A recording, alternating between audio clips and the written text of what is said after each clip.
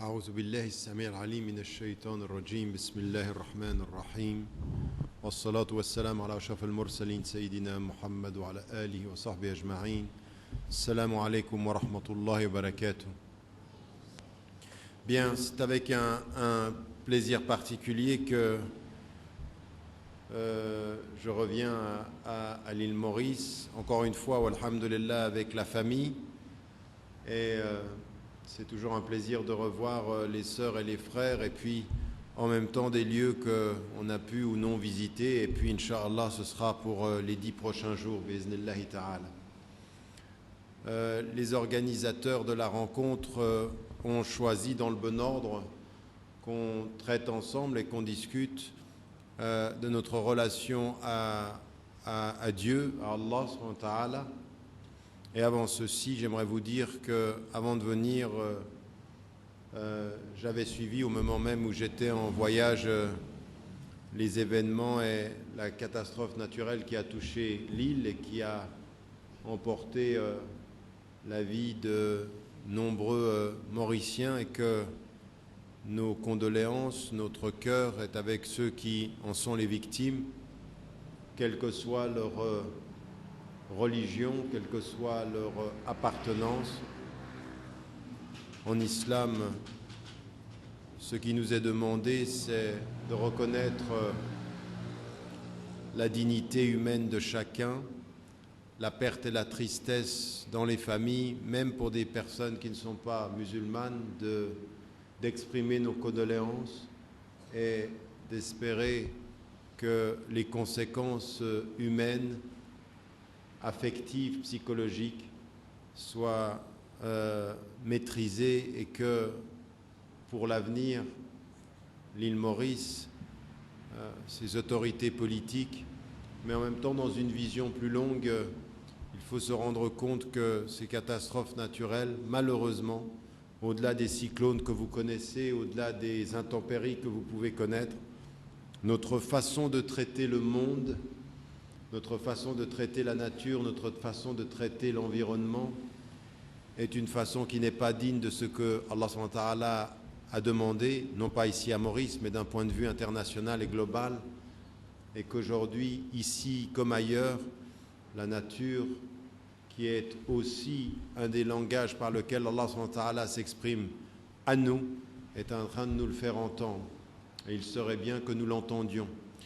Et ça me permet de faire le lien direct avec le sujet de cette soirée. Puisque si l'on veut essayer de comprendre la relation que nous devons avoir avec Allah subhanahu wa ta'ala, avec Dieu, il est vraiment la meilleure façon, c'est de voir comment Allah subhanahu wa ta'ala a éduqué le prophète alayhi salam, et quelles sont les étapes qui vont être les siennes dans la relation avec Allah subhanahu wa ta'ala et dans la relation avec les hommes. Et il y a 3 choses qui sont déterminantes dans la façon dont le prophète alayhi salam va être avec Allah subhanahu wa ta'ala. La première attitude, c'est que c'est une attitude de recherche. Le prophète alayhi salam, avant d'être appelé par Allah subhanahu wa ta'ala, ou enfin avant, pas qu'il soit appelé, mais avant que Allah subhanahu wa ta'ala lui réponde, il a laissé le prophète alayhi salam le chercher. Allah subhanahu wa ta'ala a toujours été avec le prophète alayhi salam. Depuis qu'il est né, il y a des signes que cet être est particulier. Il y a des signes que cet être est particulier dans son dans sa naissance, particulier dans son éducation, particulier dans ses qualités, particulier dans sa moralité. Lui dit Allah subhanahu wa ta'ala plus tard, tu es d'un très noble caractère, donc il est tout à fait particulier. Et vous savez que la tradition l'appelle El Mukhtar, c'est-à-dire le choisi, et le Mustafa, c'est-à-dire le purifié. Le prophète ﷺ avait, avant de recevoir la révélation, un statut tout à fait singulier. Mais Allah subhanahu wa ta'ala, il nous dit quelque chose dans la vie du prophète ﷺ. Ce qu'il nous dit, c'est que l'une des façons d'être avec lui n'est pas d'être et de l'attendre, c'est de l'aimer et le chercher.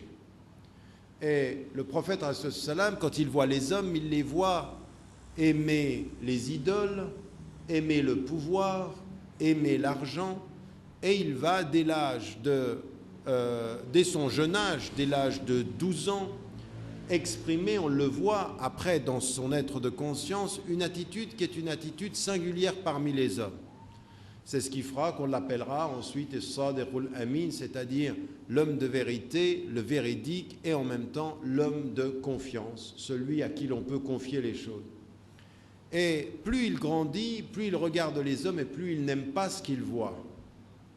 Ce qui viendra à la fin du Coran confirmer en fait ce que le prophète avait perçu au début de sa mission. Qui est dit je demande au Seigneur des hommes, roi des hommes, etc. Ce qui va être à la fin, le prophète va le livre au début et il va s'éloigner de ce que les hommes adorent pour chercher Dieu. Et Dieu répond quand on le cherche. Dieu n'aime pas les passifs et il est dit dans le Coran que le musulman debout est meilleur que le musulman assis. Et le prophète a eu cette particularité à un moment donné de chercher, de s'éloigner. Il faisait un exil. Et l'exil qui le mène dans la caverne, c'est l'exil qu'on doit faire nous, avec nous-mêmes dans notre cœur. Le chemin qui a mené le prophète à la caverne, c'est le chemin symbolique que chacun d'entre nous doit faire avec son cœur. Et Allah subhanahu wa ta'ala, la première attitude, comment montre-t-on à Dieu qu'on le respecte? Comment montre-t-on à Dieu qu'il a une part dans notre vie?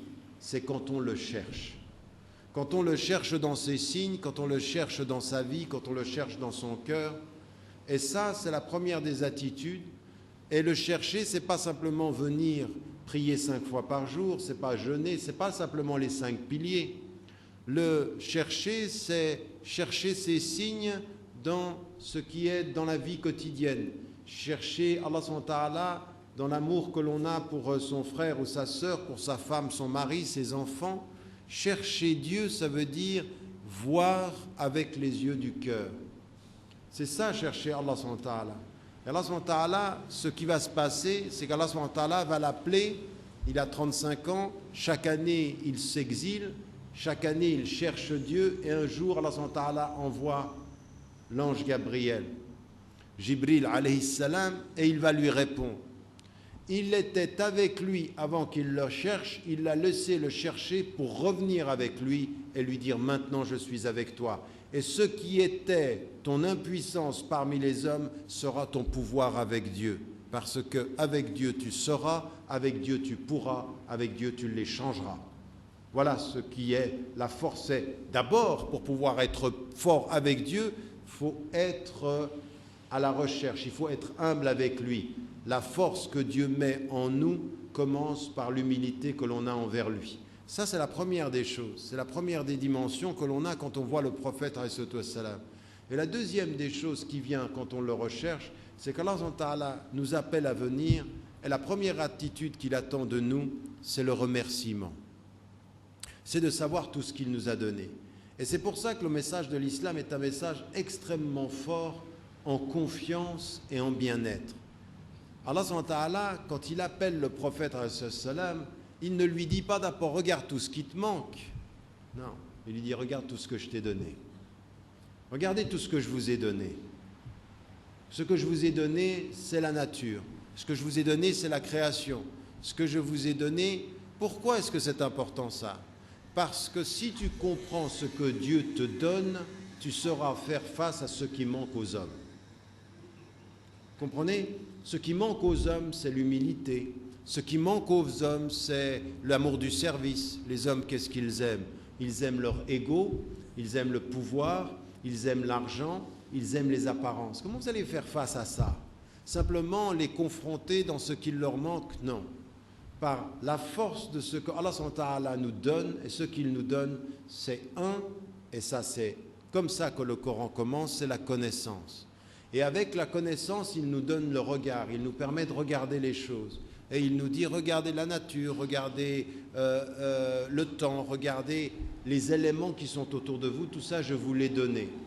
Je vous ai donné la nature, je vous ai donné la vie, je vous ai donné ma présence. Tout ceci, ça vient de quoi? Ça vient min rahmati, ça vient de ma miséricorde.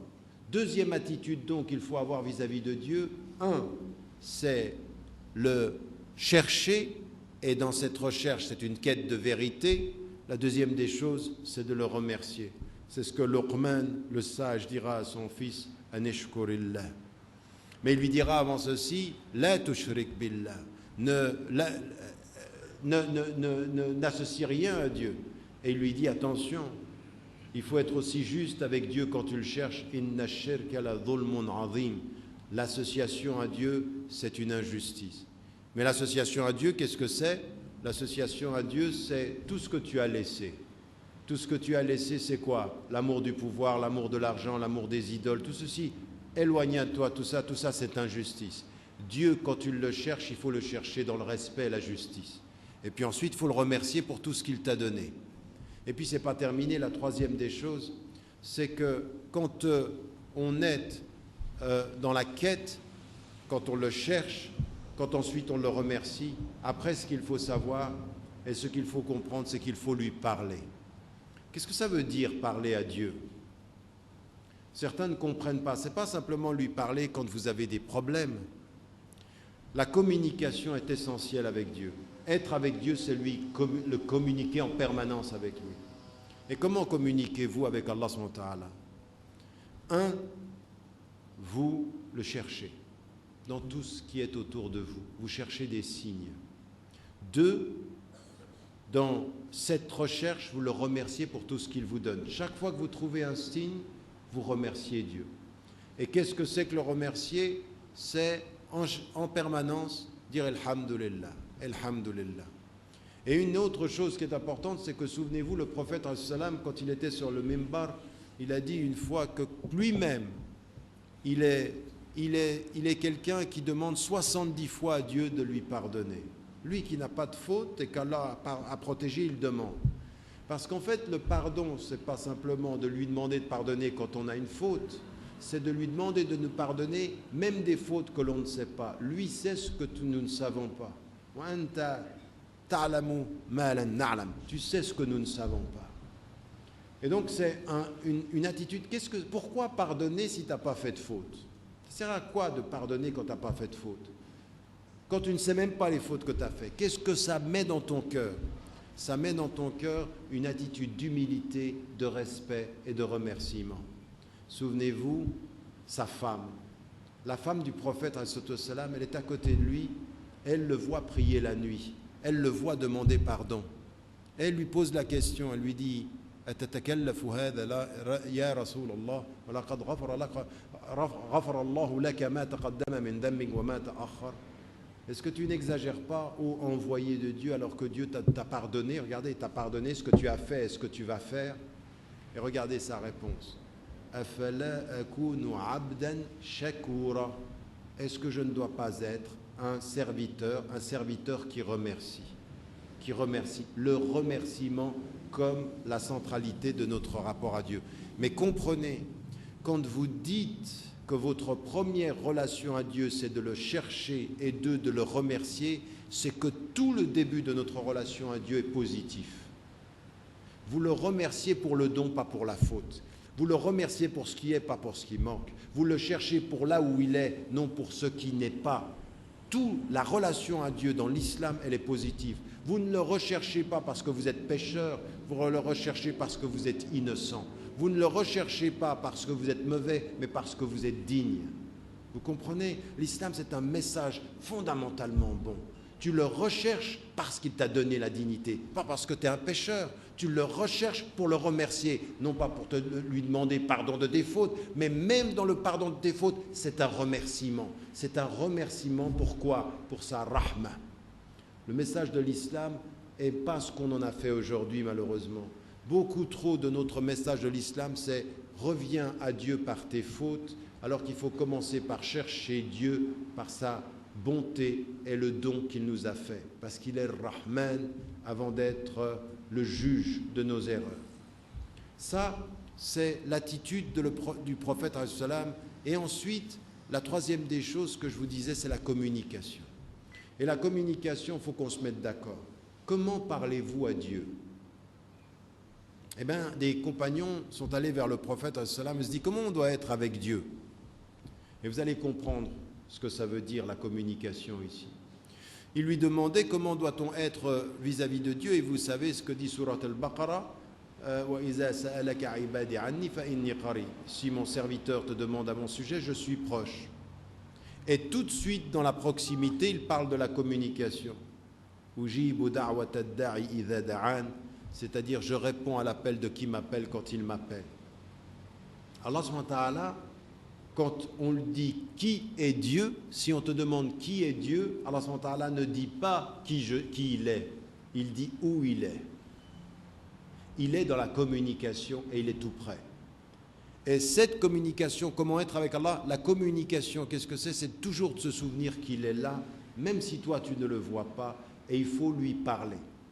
Et c'est cette communication qui est importante. Allah est le seul être, le seul à qui tu parles sans ouvrir la bouche, sans utiliser les mots. Vous savez ce que nous enseigne la psychologie contemporaine? C'est que même vous, quand vous parlez à vous-même, sans le savoir, parfois vous avez utilisé des mots. Parce que parfois le non-dit n'intègre pas votre capacité intellectuelle à son expression. Votre cerveau a besoin des mots pour vous faire comprendre à vous-même le ressenti que vous avez en vous-même. Allah n'a pas besoin de mots. Allah, c'est le seul qui est entre nous et nous. Beaucoup plus qu'entre moi et moi. Quand je suis seul avec moi-même, j'ai encore besoin de mots. Quand Allah est près de moi, il n'a pas besoin de mes mots. Il sait ce que je ne dis pas sans mots avant mes mots. Et il est tout près. Et ça, c'est ce qu'il dit quand on te dit, quand on demande à Allah, quand on demande au prophète sallam qui est Dieu, Allah dit où il est, tout près, et qu'est-ce qu'il fait? Il répond à l'appel de qui m'appelle quand il m'appelle. Ça, c'est Allah a dit, je réponds à l'appel de qui m'appelle quand il m'appelle. Et ce qui est tout à fait important ici, c'est que parfois, même vous, sans que vous l'ayez dit avec des mots, votre être intérieur l'appelle. Et Dieu répond à l'appel si vous l'appelez. Et ça, c'est la troisième des choses, c'est la communication qu'on doit avoir avec Dieu. La communication, elle vient de ce que l'on ne dit pas. Quand vous êtes triste, vous avez des façons d'être avec vos tristesses, avec votre affection. Vous êtes triste, vous n'êtes pas bien, ou vous êtes heureux. Allah subhanahu wa ta'ala, ce qu'il nous demande, c'est, même dans la tristesse, souvenez-vous de Dieu dans la joie, il viendra à vous dans la peine. Mais ça veut dire quoi ça? Ça veut dire, comment êtes-vous avec vos joies? Est-ce qu'avec votre joie, vous êtes proche de votre ego, ou est-ce que dans vos joies, vous êtes proche de celui qui vous a créé? Est-ce que vous pensez à lui heureux ou vous ne pensez à lui que malheureux? Parce que si vous pensez à lui heureux, ça veut dire quoi? Ça veut dire que même dans vos joies, il faut communiquer. Et qu'est-ce que c'est communiquer avec Dieu dans sa joie? C'est de le remercier, c'est de penser à lui, même dans sa joie. C'est cette capacité de dire Alhamdulillah, même avec le succès. Pourquoi, quand vous avez un succès dans votre vie, certains sont commerçants ici, certains ont un travail, vous avez une entreprise, vous travaillez pour un directeur, un employé, vous réussissez des choses. Allah subhanahu wa ta'ala, il attend que vous communiquiez dans le succès. Quand vous avez réussi, qu'est-ce que vous dites? Quand vous avez gagné de l'argent, qu'est-ce que vous dites? Quand vous êtes joyeux, qu'est-ce que vous dites? Est-ce que votre succès est un moyen de rappel ou est-ce que votre succès est un moyen d'oubli? Est-ce que vous me pensez, quand vous êtes étudiant, est-ce que vous pensez à Dieu entre les examens ou est-ce que vous pensez à Dieu la veille de l'examen? Est-ce que vous pensez à Dieu la même chose la veille de l'examen ou le lendemain des résultats? La veille de l'examen, avant l'épreuve, vous dites Dieu, et quand vous avez réussi le lendemain d'un grand succès, vous dites Dieu de la même façon? Comment communiquez-vous avec Dieu? Parce que c'est ça la réalité, c'est que notre communication avec Dieu dépend de l'état de notre nafs. Et donc souvent, quand on sent qu'on a besoin de lui avant l'examen, on est plein de demandes, on a réussi, alhamdoulilah, on reçoit les louanges, mais on oublie de remercier. Et on n'est pas dans la même situation. La communication, elle est parfois sans mots. La communication, elle est comment on gère nos émotions, comment on est avec nos émotions, comment on est avec notre façon d'être heureux ou notre façon d'être triste. Savoir avec Dieu être des êtres qui le cherchons dans tout ce qui est notre vie. Mais ça va très loin, ça va regarder son père, regarder sa mère, chercher Dieu par son père et par sa mère, ça veut dire quoi? Ça veut dire de se souvenir de ce qu'Allah nous dit, comment il faut être avec son père et sa mère. Rahman, il vous dit, couvre ton père et ta mère de l'aile de la tendresse, de l'aile de la compassion. Ça veut dire une chose naturelle, tu cherches Dieu dans la relation avec tes parents, tu regardes tes enfants et tu te souviens de Luqman qui parle à ses enfants, tu te souviens du prophète, tu cherches Dieu dans toutes ces choses naturelles, tu le cherches. Allah il te dit, cherche-moi, là où tu penses que c'est naturel, il faut me trouver dans ta façon de te souvenir de moi. Chercher, c'est se souvenir de lui là où il est, c'est ça l'ihsan, que tu adores Dieu comme si tu le voyais. Et la deuxième des choses, c'est dans cette dimension de systématiquement de le remercier dans ce que l'on a, de façon très positive, très sereine, très douce. Soyez doux dans votre foi. Soyez pas des crispés de l'erreur, mais des doux dans le remerciement. Le prophète, il était très très doux dans le remerciement. C'est pour ça que les gens aimaient bien être près de lui. Il était très doux, très très doux. Il fallait pas s'énerver. Pourquoi tu t'énerves? Pourquoi tu es crispé? Parce que tu regardes la relation avec Dieu du mauvais côté de la réalité. Tout ce qu'il t'a dit. Regardez, quand les croyants ils vont vers lui, il dit où il est Dieu? Et bien ce qu'il dit, il est tout près de toi. Il est tout près de toi, il faut communiquer, il faut le remercier. Et donc, vraiment, vous savez ce que c'est dans la peine de remercier Dieu? Qu'est-ce que dit le prophète? Il dit, quand vous avez un souci et que vous en pleurez, quand vous avez perdu quelqu'un, là par exemple, je reviens de l'île de la Réunion, et il y a un frère qu'on a rencontré il y a quelques années qui était avec nous, toujours avec nous, il était même venu ici à l'île Maurice, il nous suivait. Et puis il se trouve qu'il y a quelques années, il perd sa maman, et quelques mois plus tard, il perd son père, dans l'espace de 3 mois. Et là maintenant, quand vous le voyez, il est d'une tristesse très très profonde. C'est très profond, on le sent qu'il est triste, il n'est pas bien. Tout dans sa vie a changé. Et vous pensez à ça et vous dites, mais moi mes soucis, on a tous des soucis. Mais une des façons de remercier Dieu, c'est aussi de penser à ceux qui ont plus de soucis que nous et de faire 2 choses. Le remercier de ne pas être aussi triste et demander à ce que Dieu apaise la tristesse des plus tristes. Oui, ça c'est de la communication avec Dieu, c'est une façon de le remercier. Je sais que je peux être triste, mais il y a plus triste que moi. Je sais qu'il y a du malheur dans ma vie, que parfois je perds des gens que j'aime, mais il y en a qui ont tout perdu. Comme par exemple, vous voyez dans certaines situations aujourd'hui en Syrie, il y a 170 personnes qui meurent par jour. À Burma, il y a des gens qui se font massacrer tous les jours, il y a des génocides. Et il y en a qui perdent toute la famille dans une journée. Il y en a un, il s'est levé à 7 h du matin avec toute sa famille. À 8 h du soir, il y en a 7 qui sont morts. Et vous, ça ne vous est pas arrivé ça? Donc vous pouvez avoir des malheurs. Mais remercier Dieu, c'est de se dire merci de me protéger et apaise la peine de ceux qui ont été exposés. Ça, c'est une façon de communiquer avec Dieu et en permanence. C'est comme ça qu'il faut être avec Dieu. Et le prophète, il était comme ça dans son entourage. Quand il passait parmi les gens, il avait la douceur dans la joie et la douceur dans le malheur. Toujours à apaiser, toujours à... Attention.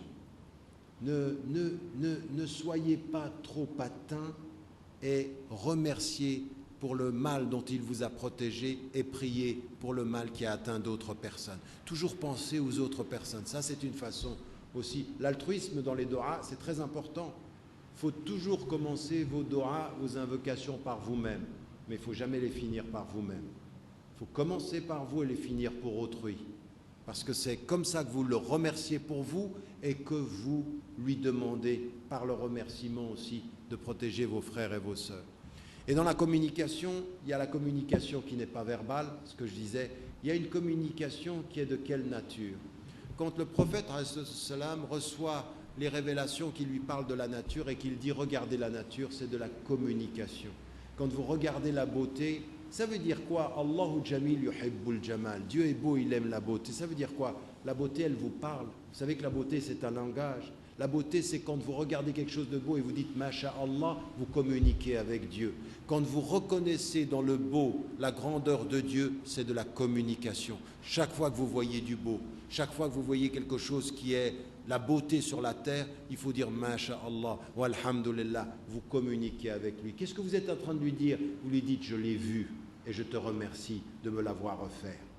Oui, le prophète, quand quelqu'un est venu, un poète est venu et qu'il a trouvé ça extraordinaire beau et qu'il a enlevé sa cape et qu'il l'a mis, qu'est-ce qu'il est en train de dire? C'est beau et c'est quelque chose que je reconnais et que je couvre de ma protection. Donc la communication, elle peut être aussi dans notre façon de regarder, notre façon d'être. Comment est-ce qu'on communique avec Dieu encore? Dans la façon dont nous refusons que des choses soient dites et qui soient négatives par rapport aux gens qui sont autour de nous. Parce qu'Allah subhanahu wa ta'ala, il nous a dit « Inna sam'a wal basara » tout ce qui vient dans vos oreilles, c'est mauvais. Une des façons de communiquer avec Dieu, c'est de refuser d'avoir une mauvaise communication. Quand on refuse que des gens disent de mauvaises choses dans nos oreilles, eh bien c'est une façon de communiquer, de dire « Je ne veux qu'une communication qui soit positive, qu'une communication qui respecte Allah subhanahu wa ta'ala. » Et Allah subhanahu wa ta'ala, il nous dit, faites attention à ce que vous dites. Emsek alayka lisanak, tiens ta langue, fais attention à tes oreilles, fais attention à tes yeux, fais attention à ce qu'il y a dans ton cœur. Ça, c'est de la communication. Plus vous vous maîtrisez, plus vous lui parlez. Et en lui parlant, vous comprenez comment vous devez vous maîtriser. C'est comme ça qu'il faut comprendre dans Surat al-Qaf. Quand Allah subhanahu wa ta'ala dit la chose suivante, وَلَقَدْ خَلَقْنَا الْإِنسَانَ وَنَعْلَمُ مَا تُوَسْوِسُ بِهِ نَفْسُهُ وَنَحْنُ أَقْرَبُ إِلَيْهِ مِنْ حَبْلِ الْوَرِيدِ. Nous avons créé l'homme et nous savons ce que son nafs lui susurre, lui murmure, lui donne, lui dit dans son cœur. Et nous sommes plus proches de lui que sa veine jugulaire. Pourquoi Allah subhanahu wa ta'ala, systématiquement, quand il parle de lui, il nous dit « je suis tout près ». Qu'est-ce que ça veut dire « je suis tout près » ? Qu'est-ce que ça veut dire « je suis entre toi et ton cœur » ? Ça veut dire « j'entends tout, je vois tout, je suis dans une communication permanente ». Si toi, tu ne sais pas que tu communiques, moi je communique. Si toi, tu ne sais pas que tu me parles, moi je l'entends. Si toi, tu ne parles pas, j'entends encore. Si toi, tu m'oublies, je ne t'oublie pas. Et si tu m'oublies, eh ben, tu t'oublieras. Mais Allah subhanahu wa ta'ala, il viendra à toi dans la communication. Donc il faut qu'on se rende compte dans notre relation avec Allah subhanahu wa ta'ala que le prophète, dans toutes ces situations-là, il faisait quoi? Qu'est-ce qu'il a enseigné à tout le monde? Qu'est-ce qu'il leur a enseigné à tous quand il lui a dit « appelle ta communauté, appelle d'abord les gens qui sont proches ». Qu'est-ce qu'il a enseigné aux musulmanes et aux musulmans? Communiquer avec Dieu, parlez-lui. Et ça, cette communication, elle est multiforme. Ce que je vous disais, elle est faites silence. Communiquer avec Dieu, c'est faire silence. Vous le cherchez, et une des façons de le chercher dans la communication, c'est de se taire et puis de lui parler, dans le sens d'être seul avec lui et de savoir qu'il vous voit et que vous êtes avec lui. Prendre du temps où vous ne faites rien, où vous êtes en silence. Ça ne veut pas dire que vous ne faites rien. Parfois, vous êtes en voyage, vous êtes dans un avion, vous êtes dans une voiture, vous êtes en train de regarder la nature et vous faites silence et vous communiquez avec lui. Vous vous souvenez de lui, donc vous le cherchez, vous êtes en remerciement parce qu'il vous donne et vous communiquez. Ça, c'est la vie du prophète. La vie du prophète, c'est chercher, remercier et communiquer. L'autre dimension, au-delà du silence, c'est quoi? Quand vous prenez le Coran, Allah subhanahu wa ta'ala nous a envoyé un texte. Le Coran, c'est une lettre, vous savez ça. Le Coran, ce n'est pas simplement une livre. c'est une risala. Risala, c'est un message, c'est une lettre. En arabe, quand on vous dit on t'a envoyé une risala, c'est-à-dire on t'a envoyé une lettre. Et qu'est-ce que c'est une lettre? Une lettre, c'est un message qui t'est destiné à toi, il te parle à toi, Allah subhanahu wa ta'ala vient, te communique.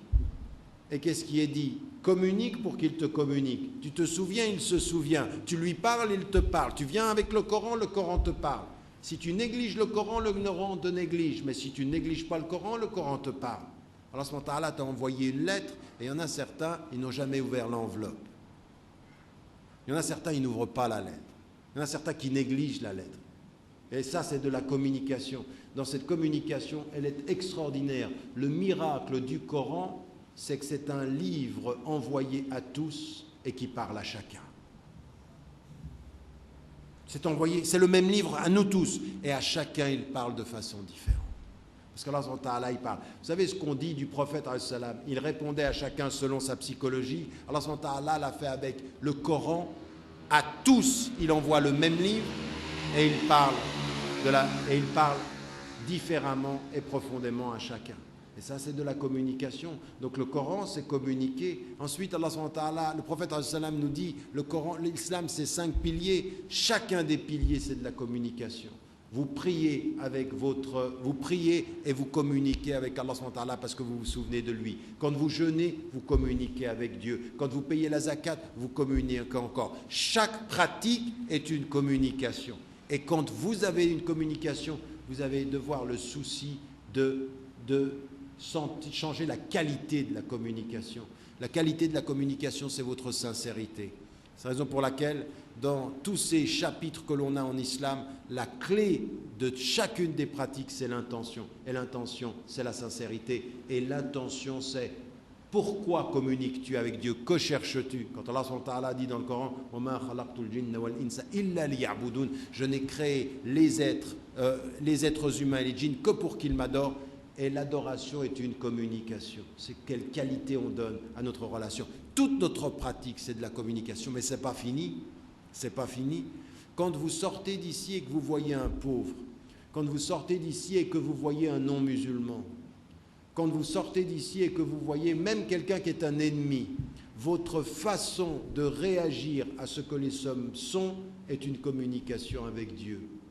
Vous communiquez avec Allah subhanahu wa ta'ala dans votre façon d'être. Mais le problème, c'est qu'on l'oublie. Et l'ihsan, c'est toujours d'être en communication. Parce que c'est comme si Dieu était avec vous, que vous le voyez, qu'il est présent avec vous dans tout ce que vous faites de bien. Quand vous êtes avec un pauvre et que vous ne faites pas la différence entre un riche et un pauvre, parce que dans le Coran, il vous est dit que la personne soit riche ou pauvre, Dieu a la préséance sur eux. C'est-à-dire se souvenir de Dieu dans l'humanité d'un homme, au-delà de son statut, au-delà du fait qu'il soit riche ou pauvre. Quand vous voyez un pauvre et que vous le servez, vous communiquez avec Dieu et vous montrez à cet homme, par cet homme, que Dieu est plus important que son statut social. Même dans ces situations-là, quand vous voyez des non-musulmans et que vous entendez « Wajadilhum billati hiya ahsan » parle-leur à tous ceux qui ne croient pas de la meilleure des façons. Ça veut dire quoi? Ça veut dire que même si eux, ils te parlent mal, même si eux, ils t'insultent, même si eux, ils te nient, communiquer avec Dieu par l'intermédiaire des hommes, c'est se souvenir de Dieu devant les hommes et leur parler avec dignité, même si eux, ils sont indignes. Communiquer avec Dieu, c'est répondre par la dignité à l'indigne. Communiquer avec Dieu, c'est répondre par le service même à celui qui est le plus bas de l'échelle sociale. Communiquer avec Dieu, c'est respecter sa femme. Communiquer avec Dieu, c'est respecter son mari et respecter ses enfants. La communication avec Dieu passe par notre action. Quand il est dit c'est celui qui parle par ses gestes. Vos gestes sont des actes, vos actes sont des paroles que Dieu entend et voit. Qu'est-ce que vous dites à Dieu dans votre action? Ce n'est pas uniquement ce que vous dites, dans ce que vous faites. Le philosophe Albert Camus disait « Un homme ne vaut pas par ce qu'il dit, mais par ce qu'il fait. » Et le Coran et l'islam nous dit « Ce que tu fais, c'est ce que tu dis. » En fait, la vérité, c'est ça. Ta communication avec Dieu, elle passe par ce que tu dis, mais aussi par ce que tu fais. Faire, c'est dire à Dieu. C'est lui parler. Et là, il faut qu'on mesure comment est-ce que tu lui parles. Et Allah subhanahu wa ta'ala, il vous dit, je vois tout, pas simplement dans ce que vous faites, mais dans les intentions, parce que je suis plus près que la veine jugulaire, parce que j'entends ce que tu ne montres pas, j'entends ce que tu ne dis pas, je sais tes intentions, et la connaissance que tu as de moi, elle est entre toi et toi. Donc, ici, on a vraiment à se poser la question, chacun d'entre nous, à la lumière du prophète, et là on voit comment à des moments donnés, le prophète, il était très strict sur les règles, mais toujours accueillant de l'humain. Toujours il y avait tout ce qu'il... Pourquoi sa femme dit « Kana khuluquhul Qur'an » En fait, qu'est-ce qu'elle dit? Elle dit « Ce qu'il était, c'était le texte. » Donc ce qu'il était, c'était un livre. Ce qu'il était, c'était la communication. Il nous a parlé par ce qu'il faisait, autant que par ce qu'il a apporté. Ce qu'il faisait était ce que nous devons comprendre. Et ceci, c'est notre façon de communiquer avec Allah subhanahu wa ta'ala.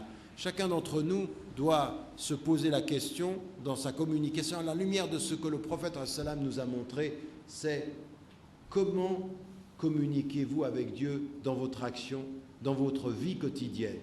Et c'est pour ça que ce que dit Allah subhanahu wa ta'ala quand il parle de l'attitude et de la morale du prophète, wa innaka ala khuluqin azim, tu es d'un noble caractère, c'est que ton caractère, c'est le meilleur livre que tu peux présenter parmi les hommes. C'est la meilleure façon. Ça veut dire quoi être un témoin? Ashhadu, je témoigne qu'il n'est de Dieu que Dieu. Litakunu shuhada ala nas, pour que vous soyez des témoins, c'est quoi? C'est que quand les gens vous voient, ils lisent dans votre geste, ils lisent dans votre attitude ce que doit être l'islam, ce que l'islam est. Et c'est comme ça que vous êtes avec Allah subhanahu wa ta'ala. Donc, il faut aller plus loin que simplement comprendre que la communication avec Allah subhanahu wa ta'ala, c'est nos invocations. Non. La communication avec Dieu, c'est comment vous allez sortir de cette mosquée. La communication avec Dieu, c'est comment vous allez parler aux gens. Et regardez le verset, il est extraordinaire ce verset. وَمَنْ أَحْسَنُ قَوْلًا مِمَّنْ دَعَا إِلَى اللَّهِ وَعَمِلَ صَالِحًا وَقَالَ, entre deux paroles, وَعَمِلَ صَالِحًا, c'est-à-dire عَمِلَ صَالِحًا, c'est une parole, il montre, وَعَمِلَ صَالِحًا وَقَالَ إِنَّنِي مِنَ الْمُسْلِمِينَ. وَمَنْ أَحْسَنُ قَوْلًا, quel est le meilleur langage que celui qui appelle à Dieu et qui fait le bien? Parce que faire le bien, c'est son langage parmi les hommes. Il dit Dieu seul, il parle avec les hommes par ses gestes, il rappelle Dieu dans ses gestes, et ensuite il dit je suis des musulmans, je suis parmi ceux qui sont musulmans. Donc il y a une cohérence dans notre communication, c'est comme ça qu'on est avec Dieu. On l'appelle et on le sert par nos gestes, on communique par ce que l'on fait. Et ça veut dire quoi, pour terminer? Ça veut dire que dans tout ce que l'on fait, il faut une triple attitude. La première attitude, c'est ce qu'on a dit au départ, c'est un respect profond par rapport à Allah subhanahu wa ta'ala pour tout ce qu'il nous a donné. Le remercier, c'est le respecter. Et le respecter, c'est être très délicat avec les choses. Vous avez remarqué que le prophète, il est très délicat avec la sensibilité des gens. Mais ça va très loin. Ça va très loin. À un moment donné, il ne touchait pas la main des femmes. Là, il ne touchait pas la main des femmes. Et à un moment donné, il va vers la femme de Ja'far qui vient d'être tuée. Et la femme de Ja'far, elle a perdu son mari, elle est effondrée. Et au moment où il sort, elle ne peut plus de la tristesse. Elle va se jeter sur lui pour qu'il la réconforte. Le prophète, à ce moment-là, il est très délicat sur la tristesse. Il accueille sa tristesse, la laisse faire, et il lui rappelle la règle dans la douceur. La règle dans la douceur, c'est « j'ai compris ta tristesse ». Mais si je rappelle la règle que tu ne t'approches pas de moi en disant « haram, tu ne t'approches pas », je vais brusquer la personne. Le prophète est strict avec les règles, délicat avec les cœurs. Nous, parfois, on est strict avec les règles et strict avec les cœurs, sans aucune délicatesse. C'est ça notre problème. Notre problème, c'est que le prophète, il comprenait que sa façon de recevoir sa tristesse était une façon de parler à Dieu. Je comprends, elle est triste. Donc, je te protège le temps de ton besoin et je te rappelle la distance, le temps de ma mission. Oui, vous voyez, cette attitude-là, elle était comme ça, le prophète.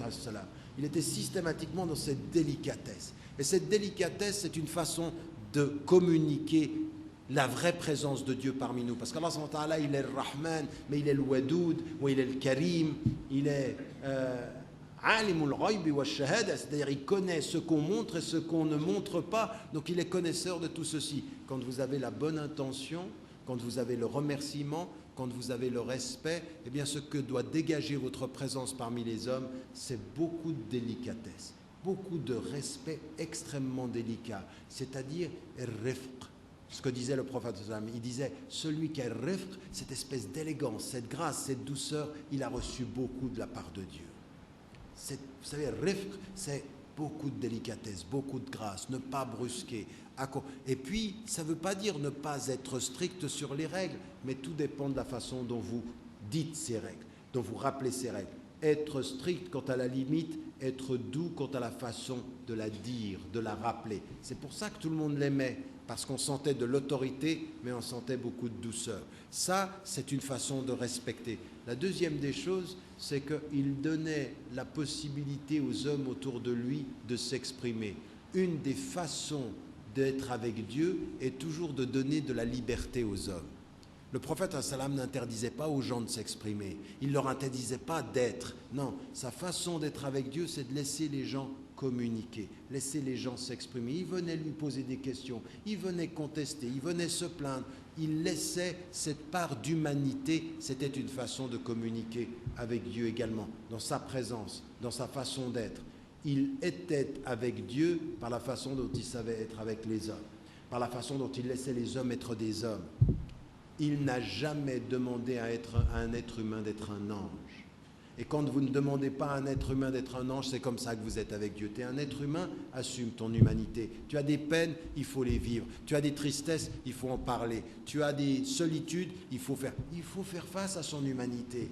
C'est comme ça qu'on communique avec Dieu. N'essaye pas d'être un ange. Et c'est ce qu'il a dit à Hanzala. Pour qui vous pensez que vous êtes des anges? Mais non, si vous étiez des anges, les anges vous salueraient sur le... Non, vous n'êtes que des êtres humains. Et si vous étiez des anges, eh bien Dieu, il vous changerait par des êtres humains qui commettent des fautes et qui reviennent à lui. Parce que ce qu'il aime, c'est ceux qui reviennent à lui dans l'humilité. Donc comment être avec Allah subhanahu wa ta'ala? C'est dans cette humilité, dans ce respect, cette délicatesse. Le meilleur exemple, c'est systématiquement cette façon dont le prophète avait d'être délicat, en même temps strict, toujours à l'écoute, laissant les gens s'exprimer.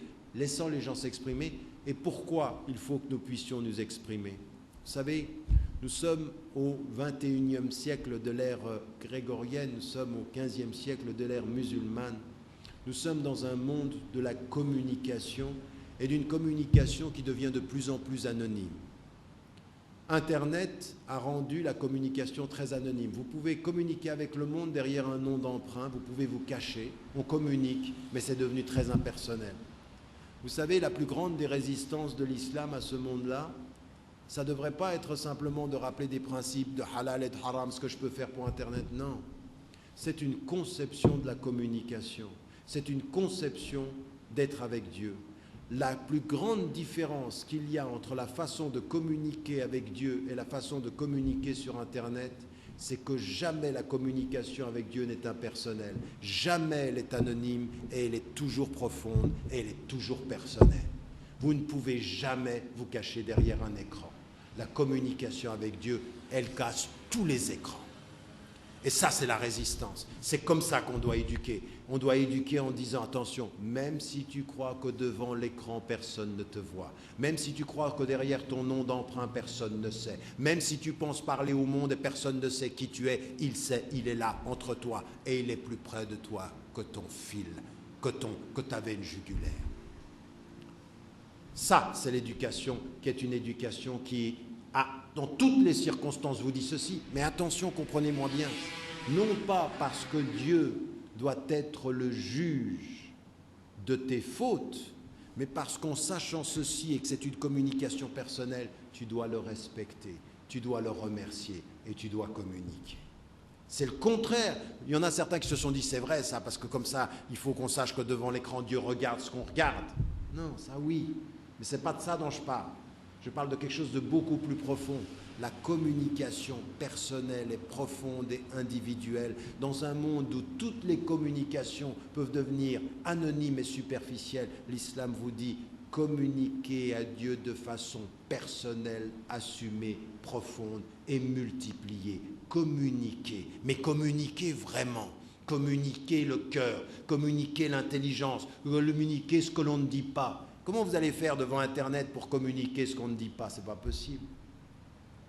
Mais avec Dieu, c'est comme ça qu'il faut être. Donc il faut résister à une mauvaise communication par une communication profonde, une communication impersonnelle par une communication personnelle, une communication dans le bien par une communication qui peut être dans le mal par une communication dans le bien, une communication qui peut être dans la faute par une communication qui est dans la sérénité, une communication qui peut être dans la souffrance par une communication qui est dans le respect et le respect du divin.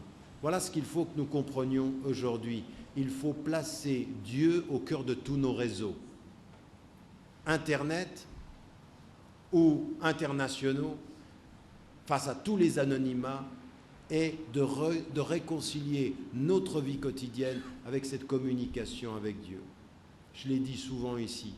Moi, j'ai le souvenir d'un des éléments de mon éducation, c'est qu'on me dise un jour, tu sais, tu peux peut-être pas dire ce que tu dois dire à ton père, mais tu peux le dire à Dieu, il peut le comprendre. Tu sais, peut-être tous les hommes ne te pardonneront pas, mais Dieu, il peut pardonner. Tu sais, peut-être que tous les hommes ne verront pas tes qualités, mais Dieu verra tes qualités. Tu sais, peut-être que tous les hommes ne verront pas tes efforts, mais Dieu verra tes efforts. Tu sais, peut-être que les hommes ne verront que tes échecs, et lui, il verra tes essais, tes tentatives et tes intentions. Tu sais, ils te jugeront peut-être tous mal, et lui, il te jugera bien. Tu sais, peut-être que tu seras mort, et il croit que tu vas en enfer, et tu vas au paradis. Tu sais pourquoi? Parce que lui sait, et vous ne savez pas. Wallahu a'lam, wa a'la, wa ahkam, wa salamu alaykum wa rahmatullah. Parce que c'est pas comme ça qu'il faut poser les choses. Il ne faut pas regarder ce que les autres ont et sont. Il faut regarder ce que nous sommes et ce que nous voulons. Essayez d'imaginer une chose. Le prophète, salam, il est tout seul dans une grotte. Il a 40 ans. Et Allah subhanahu wa ta'ala lui parle de la nature et puis va le tester avec une fatra, c'est-à-dire de 18 à 3 ans, il ne va plus lui parler, il va l'éduquer encore plus. Et il va lui dire, appelle les gens de ta parenté, puis ensuite il va lui parler de changer le monde. Le prophète, salam, il était avec quelques personnes et pendant près de 3 ans, il va éduquer 30 personnes. Si vous calculez les choses, comment un homme, un prophète, le messager, salam, il porte le message, il fait face à toute sa tribu, à sa communauté, aux siens qui le rejettent, et puis ensuite il voit tout ceci. Comment pouvoir imaginer qu'on peut changer le monde dans une situation aussi minoritaire? 13 ans. Et après 13 ans, il faut quitter la Mecque pour aller se réfugier à Médine. Et à la première signature, au premier raccord de l'Aqaba, ils sont 70. Puis changer le monde. Mais si il était parti avec la même mentalité, et il se dit, je ne peux pas. Allah subhanahu wa ta'ala lui dit, ta force n'est pas dans le nombre, elle est dans la qualité de l'éducation de certains. Et dans la détermination. Aujourd'hui, regardez le monde. Oui, c'est extraordinaire la puissance que vous pouvez voir. La puissance des États-Unis, des grandes puissances, la puissance chinoise s'installe ici maintenant, comme on le dit à l'île Maurice. Il y a des gens qui ont des puissances technologiques, des puissances, des armes incroyables. Il y en a même qui peuvent envoyer des drones sans conducteur tirer sur un homme à partir de la Californie, dans le désert yéménite, et frapper et tuer. Et la personne, elle joue avec des boutons. C'est comme quand vos enfants jouent sur l'ordinateur. Lui, il joue avec des boutons et il tue une personne à des milliers de kilomètres de là où il est. C'est une puissance phénoménale. Phénoménale. C'est plus la guerre d'avant, c'est plus face à face, c'est plus le courageux face au courageux. C'est le bureaucrate face au bédouin arabe. Et il le tue. Et vous regardez ça, vous dites, mais on va s'en sortir comment? Comment celui qui est dans le désert du Yémen, il va répondre à celui qui est dans le bureau de la Californie? Si vous pensez que c'est cette force-là qu'il faut comparer, alors il faut mieux rester assis et vous cacher dans le désert. Mais si vous pensez à ce qu'a été la mission du prophète, vous savez que même ce bureau en Californie ou n'importe quelle grande toile de puissance à travers le monde, tout ça, ça n'est rien du tout. C'est des choses qui peuvent passer, c'est des pouvoirs qui sont temporels, c'est des pouvoirs qui sont... c'est rien. Le seul vrai pouvoir, c'est la sincérité de celui qui, devant Dieu, dit « Je suis pour lui et pour la justice, pour lui et pour le respect, pour lui et pour les valeurs. » Peut-être même que je vais en mourir ici-bas, mais ce qui me fera mourir ici-bas, c'est ce qui donne sens dans l'au-delà. Quant à tuer avec toute la puissance du monde, franchement, entre vous et moi, quand vous pensez à n'importe lequel des présidents des États-Unis encore vivants, vous aimeriez être à sa place juste avant la mort? Pas vraiment. Hein. Déjà, on n'est pas sûr d'être content d'être à notre place, parce qu'on a tous des choses à se reprocher. Mais être à la place de quelqu'un qui a eu autant de pouvoir sur la terre, quand finalement il n'a plus de pouvoir face à la mort, eh bien quand on est en face de ceci, on fait un pas en arrière et on ne calcule plus en ces termes-là. On calcule dans les termes de la véritable essence. Allah subhanahu wa ta'ala, la ilaha illahu, il nous a demandé d'appeler dans sa voix. Et quand on appelle dans sa voix, on communique pour lui et on communique par nos gestes et on le sert. On le sert dans la justice, on le sert dans la dignité. On ne va peut-être pas gagner aujourd'hui, mais même si l'on perd en termes humains, quand on est juste, on a gagné en termes divins. Même si l'on perd en termes humains, quand on est digne, on a gagné en termes divins. Même si l'on perd en termes financiers, en termes humains et financiers, on gagne si on a été juste en termes divins. La victoire dans le divin ne se mesure pas au calcul des humains. Jamais. Jamais. Ce que l'on peut considérer. Alors aujourd'hui, on vit des difficultés. Le monde musulman ne vit pas les meilleures des réussites et souvent on parle de l'idéal du passé. Il faut qu'on arrête de parler de l'idéal du passé et qu'on prenne les défis du présent. Et les défis du présent, c'est celui-ci déjà, de sortir de ce complexe d'infériorité que l'on a vis-à-vis de ceux qui ont le pouvoir et de l'argent. Et que l'on comprenne que notre pouvoir à nous, ça doit être un pouvoir de l'éthique, des choses justes, de la dignité, du rappel. Nous devons rappeler aux êtres humains que quelque argent qu'ils aient, quelque pouvoir qu'ils aient, quelque grandeur qu'ils aient, s'ils ne sont pas en paix avec leur personne, s'ils ne sont pas réconciliés avec leurs valeurs, eh bien ils ne seront jamais en paix. Ils ne connaîtront jamais salamat en-nafs. Ils ne seront jamais heureux s'ils agissent en contradiction avec les principes fondateurs de la dignité humaine. Et ça, il faut qu'on le répète. Certains seront perdus par le pouvoir et le pouvoir les perdra. Certains sont perdus par l'argent et l'argent les perdra. Certains seront ivres de leur supériorité et la supériorité les perdra. Mais nous, il ne faut pas qu'on se perde. Mais nous, il ne faut pas qu'on se perde. Et c'est pour ça que l'islam nous dit ne pas se perdre. Nous t'avons mis sur une voie, maintenant suis-la.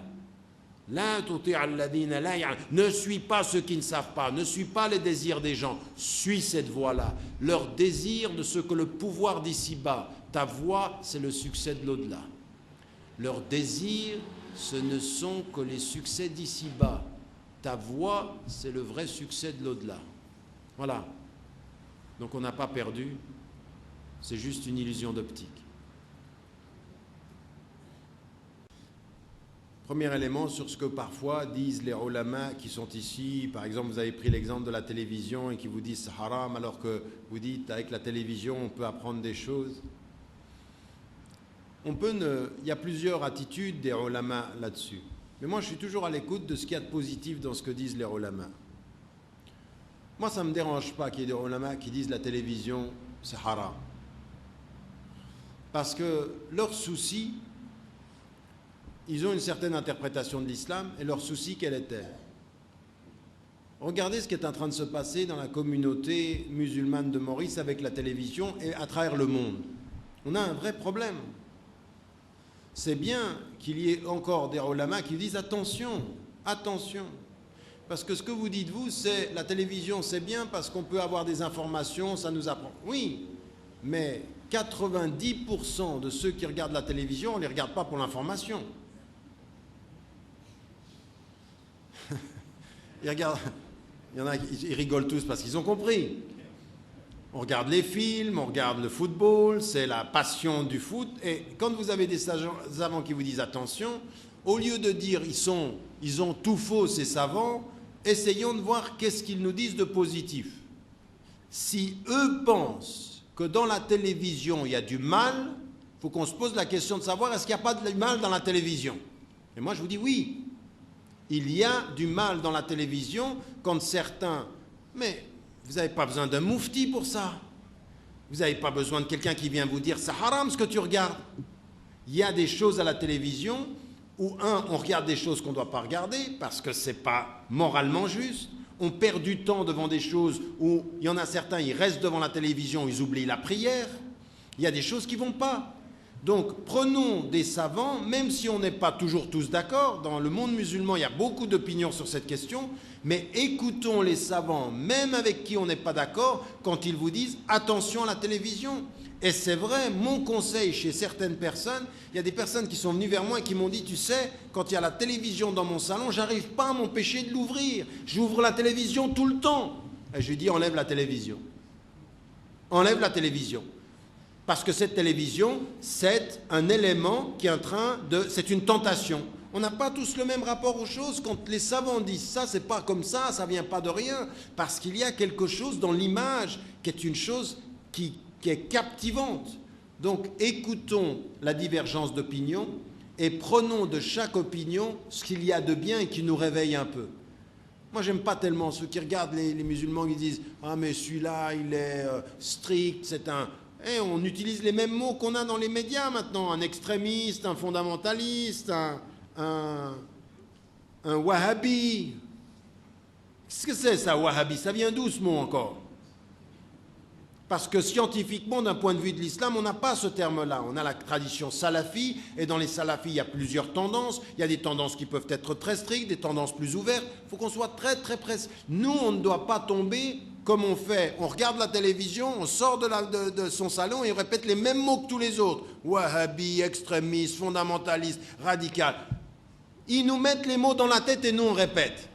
Alors quand la télévision met dans la tête des musulmans les mots pour se définir, alors là c'est dangereux. Vous savez comment ça s'appelle? Ça s'appelle de l'aliénation. On ne pense plus par nous-mêmes, on pense par la télévision. Si la télévision dans ton salon réussit à te faire penser avec les mots de la télévision, enlève la télévision. Mesure ton rapport à la télévision dans ton rapport que tu peux avoir à d'autres sources d'informations. Est-ce que tu lis des livres? Est-ce que tu lis le journal? Est-ce que tu as d'autres sources d'informations? Si c'est que la télévision, vaut mieux que tu fasses attention. C'est pour ça qu'il faut entendre les savants quand ils nous disent des choses comme ça. Il ne faut pas qu'on commence à voir, c'est pas blanc ou noir. Dans chaque avis juridique, il y a un côté qui peut être intéressant. Et c'est comme ça qu'il faut aborder la question de la diversité des opinions. Il faut qu'on regarde des choses sur lesquelles on est d'accord. Moi, j'entends des fois, quand je venais ici il y a 10 ans, j'entendais des gens qui disaient « Oui, Tariq Ramadan, il est pas assez spirituel. » Il y en a d'autres qui disaient « Il est trop légaliste. » Il y en a d'autres qui disent « Il n'est rien du tout. » Oui, il y a tout ça. Et pourtant, moi, ce qui a été ma position toujours et qui demeurera toujours ma position à l'île Maurice, c'est de dire, quand je vois des gens qui disent il faut ouvrir son cœur, il faut penser au prophète, il faut penser à Dieu, je dis, je prends ce qu'il y a de bien là-dedans. Quand ceux qui disent il faut prendre les textes, on va prendre ce qu'il y a de bien. Quand certains disent, mais attention, les textes, il faut aussi comprendre le contexte mauricien, il faut qu'on sache comment, sans trahir les textes, qu'on comprenne la culture, je vais prendre ça aussi. Il faut que de chaque courant de pensée, vous d'abord, vous preniez le bien. Et je vais vous dire une chose qui est vraiment très importante, parce qu'elle vient aussi de ce qu'on a pu entendre dans la question implicite. À un moment donné, vous en tant que musulmans, dépassez ça. Ne venez pas systématiquement dans la mosquée ou entre musulmans répéter qu'on n'est pas d'accord, que les savants ne sont pas d'accord, parce qu'en fait ça c'est waswasat ash-shaytan. Et shaytan, pour nous enlever la force de l'unité, nous fait penser que notre diversité c'est de la division. Et nous on entretient ça. Non, il y a de la diversité en islam. Il y a de la diversité. Malik, c'est pas Abu Hanifa, ça n'est pas Ibn Hanbal, et puis les salafis, on a de la diversité et on se respecte. Tant que on n'a pas ajouté à l'islam une interdiction qui était une permission qui était une interdiction. La nuhallil haram, wa la nuharrim halal. C'est-à-dire, on ne rend pas quelque chose de halal haram et de quelque chose de haram halal. Ça, on reste dans ces limites-là. Mais après, on a une diversité, et donc il faut que soyez délicats même avec ça. Même avec les ulama avec lesquels vous n'êtes pas d'accord, écoutez, et tout ce que vous trouvez bien, prenez. Vous n'êtes pas d'accord sur le reste, Ghafarallah lana wa lak. Que Dieu nous pardonne à nous et à toi. On essaye tous d'être sincères. Cette attitude-là, elle est très très importante. Il y en a qui sont crispés dans leurs écoles, ils ont fait de leurs écoles, ils ont fait de leur courant une espèce de nouvelle école dans l'école. C'est un nouvel islam dans l'islam. Mais non, l'islam c'est une voie qui est large, c'est une voie où on peut avoir des opinions différentes, où Abu Bakr n'était pas d'accord avec Omar ibn al-Khattab, sur des avis juridiques. Abdallah ibn Mas'ud, il n'était pas d'accord. Ils n'étaient pas d'accord, et alors ? Ils étaient sincères et ils essayaient au mieux, à tel point que le prophète sallam dit, le mufti qui essaye d'avoir un avis juridique et qui a raison, il a 2 récompenses. Mais celui qui a tort, il en a 1, donc parce qu'il a essayé au moins. Non, nous on met les 2 avec lesquels on n'est pas d'accord, on les met, on les rejette. Comprenez, il faut une attitude, ça c'est aussi une façon de communiquer avec Dieu. Cherchez dans vos frères la sincérité de l'action, cherchez à prendre le meilleur, et puis ne parlez pas trop de la division. Moi si j'étais vous aujourd'hui, quand je viens ici, là c'est le premier jour, je viens d'arriver, je viens à Maurice et je viens à la rencontre de sa diversité. Je ne viens pas du tout pour rencontrer qui sont les miens et je vais juger les autres. Non, parce que j'ai beaucoup à apprendre des autres. J'ai beaucoup à apprendre des autres. J'ai beaucoup à apprendre de ceux qui sont dans les traditions, qui sont avec les textes très stricts, ou avec la spiritualité, ou avec tout ça. Moi, je prends tous. Partout où il y a le bien, je fais comme le prophète, je le suis. Partout où je vois des choses qui sont sincères avec le prophète, je prends. Sincères avec Dieu, je prends. Quant à ceux qui ne l'est pas, je demande à Allah subhanahu wa ta'ala de me pardonner et de leur pardonner. C'est tout. C'est une attitude qui est une attitude où on cesse d'entretenir cette question-là. Donc vous savez, aujourd'hui, dites Alhamdulillah, l'île Maurice, c'est une communauté de musulmans où il y a plusieurs courants, où il y a plusieurs pensées. Il faudrait qu'ils deviennent des frères, même s'ils ne sont pas d'accord sur tout. J'ai répété souvent, et je vous le répète, l'unité de l'islam, ce n'est pas l'uniformité de la pensée. L'unité de l'islam, c'est l'acceptation de la diversité dans le respect. Voilà. Wallahu a'lam. C'est ça, c'est sûr quand tu parles à Dieu. Oui. Ça c'est une question qui est importante aussi, sur laquelle il faut que, dans la communication qu'on a avec Dieu, quand tu demandes à Dieu, parfois Allah subhanahu wa ta'ala, il te répond tout de suite. Parfois il te répond par un rêve. Parfois il te répond pas tout de suite. Et parfois tu as l'impression qu'il ne te répond pas. Et parfois il ne te répond pas, mais c'est toi qui as l'impression qu'il ne te répond pas, mais dans le fait qu'il n'y ait pas de réponse, c'est une réponse.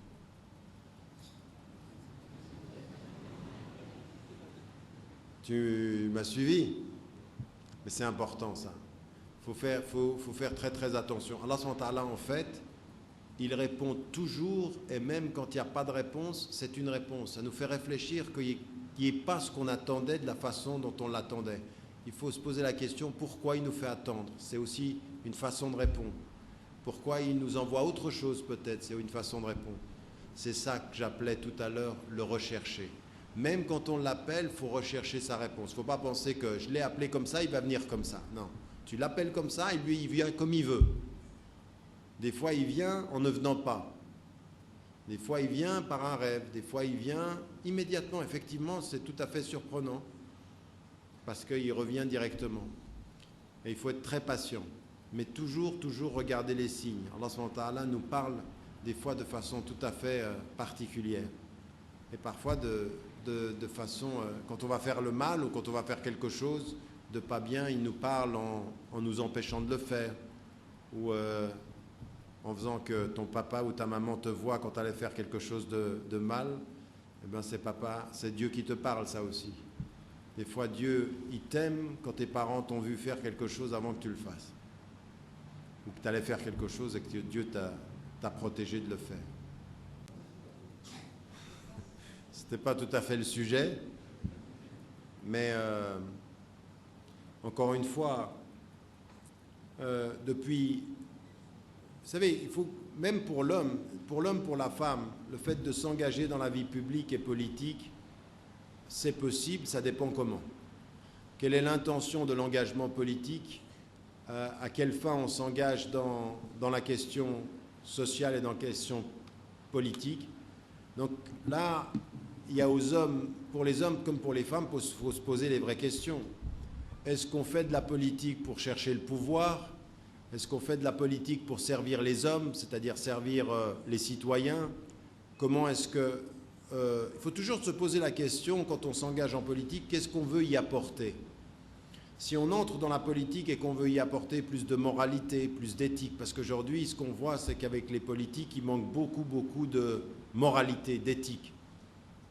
Donc si on s'y engage de cette façon, pour la femme comme pour l'homme, des savants, et depuis longtemps, c'est pas nouveau, et ça vient aussi faire référence à Bilqis, c'est-à-dire toute la tradition de la famille du royaume de Saba dans le Coran, a fait dire à des savants que pour une femme s'engager en politique ou dans l'affaire publique, c'était possible. Ça dépend comment, c'est-à-dire est-ce qu'on s'y engage pour le pouvoir ou est-ce qu'on s'engage pour le service? Comment est-ce qu'on va considérer ces choses-là? Et pour l'homme, c'est exactement la même chose, parce qu'il y en a certains qui pensent que pour l'homme, c'est plus facile de s'engager en politique.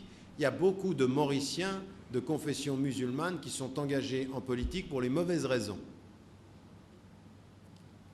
Ils sont engagés en politique pour des questions de pouvoir, pour des questions de profit personnel. Et il y en a d'autres qui sont engagés pour de bonnes raisons. Servir la communauté des hommes.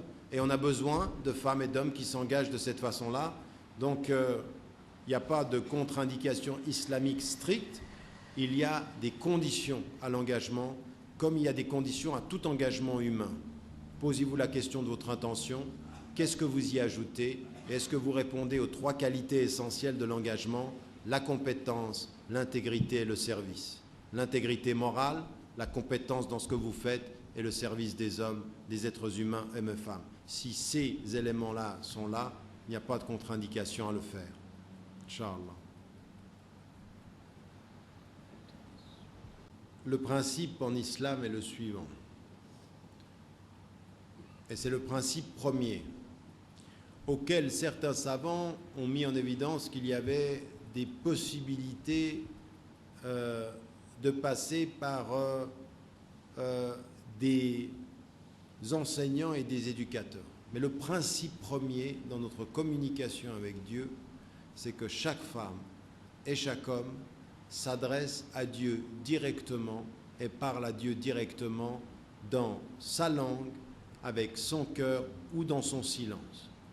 Donc en l'occurrence, les invocations que l'on fait, ce sont des invocations qui sont, chaque être humain sur la terre s'adresse directement à Allah subhanahu wa ta'ala et lui demande directement les choses.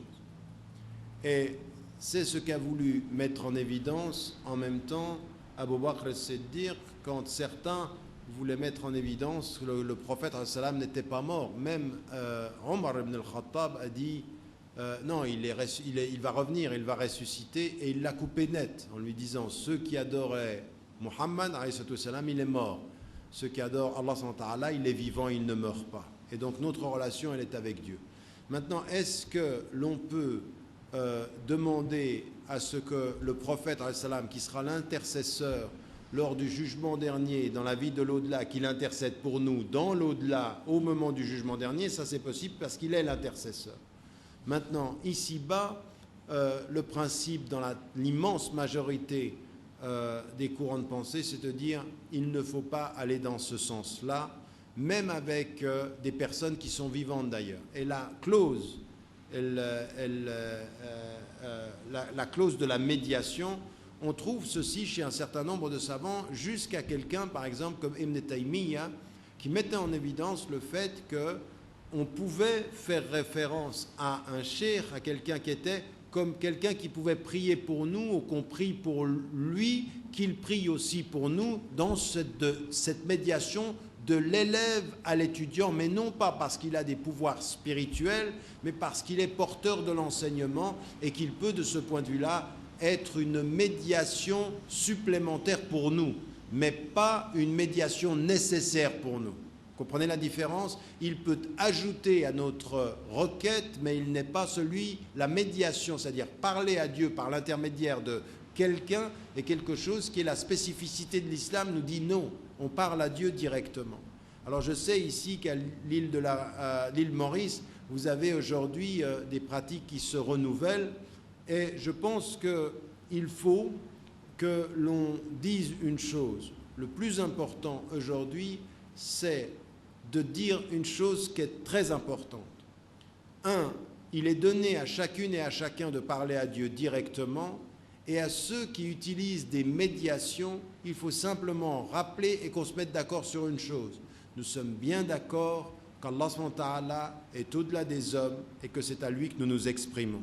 Mettons-nous d'accord sur cet élément-là d'abord, au lieu de se disputer sur les méthodes qui sont des méthodes qui sont objets de divergences très très importantes, mais il y a une chose qui est la plus importante, c'est qu'au bout du compte, ce qui est le plus important, c'est que c'est à Allah subhanahu wa ta'ala que l'on parle, et c'est de lui dont on attend les changements. C'est lui la clé de notre réforme, c'est lui que le prophète salam appelait quand il disait « Ya muqallib al-qulub » toi qui tournes les cœurs. C'est lui l'objet, c'est lui la source, et c'est lui le dépôt et le réceptacle de tous nos appels. Et là, on pourra se mettre d'accord sur les fondamentaux. Maintenant, passer par le prophète salam ou passer par d'autres voies comme transition ou comme médiation, ça c'est un sujet de grand conflit et qui est dans la compréhension de la majorité des savants quelque chose à laquelle il faut faire extrêmement attention. Nous ne devons pas et en aucun cas transformer la personne du prophète salam avec le statut qu'on a pu trouver dans la tradition chrétienne pour Jésus. Jésus est le médiateur. Vous savez que dans la tradition chrétienne aujourd'hui, on dit qu'on ne peut pas être sauvé sans la médiation de Jésus. Jésus est le médiateur avec Dieu. Dans la tradition musulmane, on reconnaît le prophète comme le dernier envoyé, mais il n'est pas la médiation de notre communication avec Dieu. Dieu est plus près de chacun de sa veine jugulaire, il est entre nous et notre cœur, il est prêt et il répond à l'appel de qui l'appelle. Quand il l'appelle, ça veut dire dans la médiation, sans médiation et dans l'appel direct. Ça, c'est ce qui doit être gardé. Mais maintenant, il faut être clair là-dessus, sans que les divergences sur les médiations nous emmènent à oublier qu'au bout du compte, nous sommes d'accord sur qu'Allah subhanahu wa ta'ala est notre référence ultime. Après, il faut qu'on comprenne bien ce qu'est le sens du tawhid de ce point de vue-là, de la reconnaissance du prophète comme dernier messager, mais non pas comme médiateur après sa mort, quant à notre succès ou quant à notre échec, Inch'Allah, sur la terre. Je pense qu'on va s'arrêter là, Inch'Allah.